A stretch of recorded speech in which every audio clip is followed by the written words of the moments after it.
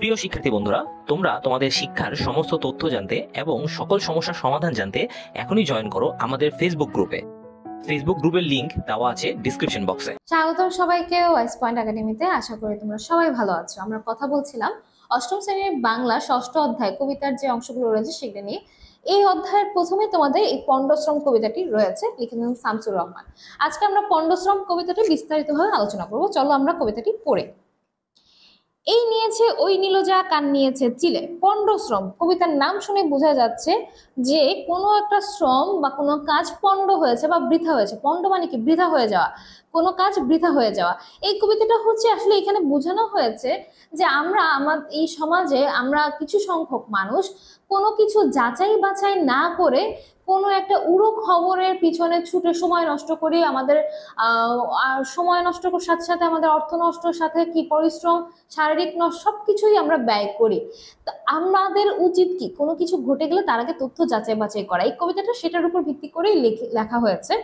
যে এখানে এই কবিতাটা পড়ে আমরা দেখব যে কেউ বলছে যে একটা ব্যক্তির কান চিলে নিয়ে গিয়েছে, সেটা যাচাই করে দেখছে না আসলে কি কানটি চিলে নিয়েছে নাকি কান কানের জায়গাতেই রয়েছে। এটা না ভেবেই, যাচাই না করেই সে কি করছে, সবাই মিলে সেই চিলের পিছনে ছুটছিল। আসলে আমরা কবিতাটা পড়ি। এই নিয়েছে ওই নীলজা, কান নিয়েছে চিলে। তাহলে চিলে কি নিয়েছে? কান নিয়ে গিয়েছে। চিলের পিছে ঘুরছি মোড়ে আমরা সবাই মিলে। কোন চিলের পিছনে? যেই চিল কানটা নিয়ে গিয়েছে সেই চিলের পিছনে সবাই ঘুরে মরছে। কেন? কারণ কি, কান ছাড়া কি হবে? এটা কোন চিল? যে কান নিয়েছে। কখন নিয়েছে? দিন দুপুরে জ্যান্ত আহা কানটা গেল উড়ে। দিন দুপুর মানে কি? মানে মানে দিন দুপুর বলতে একদম পুরো ভরা সময়, মানে প্রকাশ্যে। ঠিক আছে, প্রকাশ্যে কি করলো? এই জ্যান্ত আহা কানটা গেল উড়ে। প্রকাশ্যে। দিন দুপুর বলতে এখানে আসলে দুপুর বেলায় নিয়েছে তা না, প্রকাশ্যে কথাটা বোঝানোর জন্য বলা হয়েছে। কানটা গেল উড়ে। কান না পেলে চার দেয়ালে মরবো মাথা খুঁড়ে। আচ্ছা, কান না পেলে কি করবে?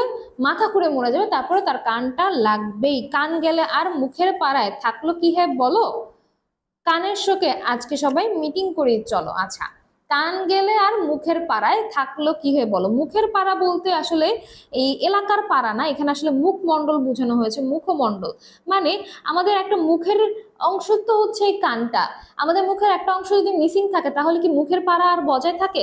মানে সেটা কি আর দেখতে ভালো লাগবে? তো কানটা যদি না থাকে সেটা তো দেখতে ভালো লাগবে না। তো কান গেলে আর মুখের পাড়া থাকলো কি হে বলো, থাকলো কিছু আর কিছু। কানের শোকে সবাই কি করবে? মিটিং করবে, মিটিং করতে যাবে। যাচ্ছে গেল সবই গেল, জাত মেরেছে চিলে, পাজি চিলের ভূত ছাড়াবো লাথি জুতো কিলে। আচ্ছা, এখানে কি বলছে যে এই সবচেয়ে দোষ এখানে দেওয়া হচ্ছে চিলের উপর। চিলের গোষ্ঠী উদ্ধার করবে বা চিলের দোষ এখানে বোঝানো হচ্ছে।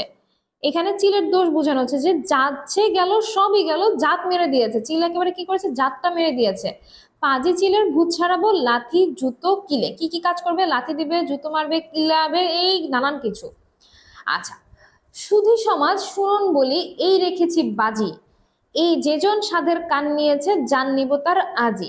সুধী সমাজের কাছে কি বাজি রেখেছে? আমরা বিভিন্ন সময় বাজি ধরি না বন্ধুদের সাথে। আচ্ছা, যে চ্যালেঞ্জ লাগে বা বাজি ধরি, সেটাই বাজি নিয়েছে যে যেজন এই সাধের কানটা নিয়ে গেছে তার জান নিয়েই ছাড়বে। তার কি নিবে? জান নিয়ে ছাড়বে।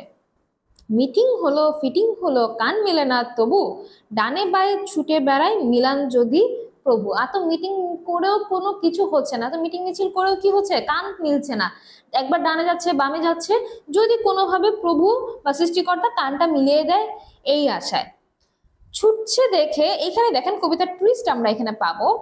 ছুটতে দেখে ছোট্ট ছেলে বলল, কেন মিছে কানের খুঁজে মূর্ছ ঘুরে সোনার চিলের পিছে। একটা ছোট্ট ছেলে কি বলল? যে কেন মিছি কানের খোঁজে মরছো, সোনার চিলের পিছে ঘুরে মরছো। কেন তোমরা কি করছো? সোনার চিলের পিছনে কেন ঘুরছো? চিলের পিছনে কেন ঘুরছো? কানের জন্য। বৃথা বা মিছামিছি, মিথ্যা, মিথ্যা ভাবে। ঠিক আছে, নেইকো খালে নেইকো বিলে নেইকো মাঠে গাছে, কান যেখানে ছিল আগে সেখানটাতেই আছে। কি বলছে? সেই ছোট্ট ছেলেটা বলতেছে, আর তোমরা যে মাঠে গাছে বিভিন্ন জায়গায় ডানে বামে ঘুরছো, কোথাও নেই। নেইকো মাঠে গাছে, কান যেখানে ছিল আগে সেখানটাতেই মা আছে, মানে কানের জায়গায় কানই রয়েছে, কান ওই মুখের পাড়াতেই রয়েছে, কান আসলে কোনো চিল নেয়নি। ঠিক বলেছো, চিল তবে কি নয়কো কানের জম, বৃথায় মাথার ঘাম ফেলেছি পণ্ড হলো শ্রম। বৃথা মানে কি? বৃথা মানে হচ্ছে কোনো কিছু অহেতুক কোনো কাজ করা, অকারণে বা অহেতুক। আর জম শব্দের অর্থ, এগুলো তোমাদের শব্দ আছে মৃত্যুর দূত, মানে এখানে আসলে মৃত্যুর দূত হলো, এখানে যেটা বোঝানো হচ্ছে এই জম মানে হচ্ছে গিয়ে বলে না একদম জনমের স্বাদ মিটে গেছে, জমের হাত থেকে ফিরে এসেছি, মানে এখানে আসলে কোনো একটা ত্রুটি অর্থে বোঝানো হচ্ছে, ত্রুটি অর্থ বোঝানো হচ্ছে। তাহলে চিল তবে কানের জম নয়, বা এখানে কানের মানে জম বলতে বলা যায় যে ভিলেন অর্থে বোঝানো হচ্ছে, নেগেটিভ কোনো ক্যারেক্টার অর্থে বোঝানো হচ্ছে, সেই চিল কিন্তু কানের জম নয়। বৃথায় মাথার ঘাম ফেলেছি, শ্রমটা কি হয়েছে? পণ্ড হয়েছে। কারণ কি এই শ্রম পণ্ড হওয়ার কারণ? আমরা আগে যাচাই করে দেখিনি যে কানটাকে আসলে কানের জায়গায় রয়েছে, চিল কি সত্যি কান নিয়েছে কি নেয়নি। আমরা মানুষের কথা চিলের পিছনে ছুটে পণ্ড শ্রম করেছি। আমাদের বাস্তব জীবনেও কিন্তু আমরা এই কাজটাই করি। আমরা হুযোগে বা কেউ একটা কিছু বলে তার পিছনে ছুটে বেড়াই, আমরা চিন্তা করে দেখি না, একটু যাচাই করে দেখি না, ভেবে দেখি না যে আসলেই যা বলছে যা হচ্ছে তাকে কতটা সত্য। তা আমাদের এই কাজটা করা উচিত, তথ্য যাচাই না করে কোনো কিছুর পিছনে বৃথা শ্রম দেওয়া উচিত না। এটাই হচ্ছে এই কবিতার মূল থিম। এটা তোমাদের হচ্ছে গিয়ে পৃষ্ঠা নাম্বার 115-তে কবিতার বৈশিষ্ট্যের মধ্যেও পেয়ে যাবে যে পণ্যশ্রম কবিতা একটা সামাজিক বিষয় ব্যঙ্গাত্মক ভাবে তুলে দেওয়া আছে। এটা কিন্তু একটা ব্যঙ্গ টাইপের কবিতা, ঠিক আছে, একটা ব্যঙ্গ কবিতা।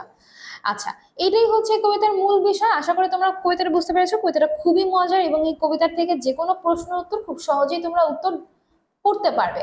তো আমি বলবো তোমাদের পরীক্ষা যদি পণ্ডশ্রম থেকে কোনো প্রশ্ন আসে অবশ্যই সেটার উত্তর করার চেষ্টা করবে, কারণ এইটার কবিতাটা যেহেতু সহজ, প্রশ্নের উত্তর দেওয়াটাও সহজ হবে। এবং পণ্ডশ্রম থেকে কি ধরনের প্রশ্ন আসতে পারে সেগুলো তোমরা খুব দ্রুতই ওয়াইস পয়েন্টের এই চ্যানেলে আগামী ক্লাসগুলোতে পেয়ে যাবে। এই জন্য আমাদের ওয়াইস পয়েন্ট চ্যানেলটাকে সাবস্ক্রাইব করে বেল আইকনটা প্রেস করে রাখো, যাতে পরবর্তী ভিডিও নোটিফিকেশন খুব সহজেই তোমরা পেতে পারো। আগামী ক্লাসে তাহলে আবার কথা হবে পরবর্তী সাম্যবাদী কবিতার বিস্তারিত আলোচনা এবং পণ্ডশ্রমের প্রশ্নের উত্তর নিয়ে। সবাই ভালো থাকবে, ধন্যবাদ।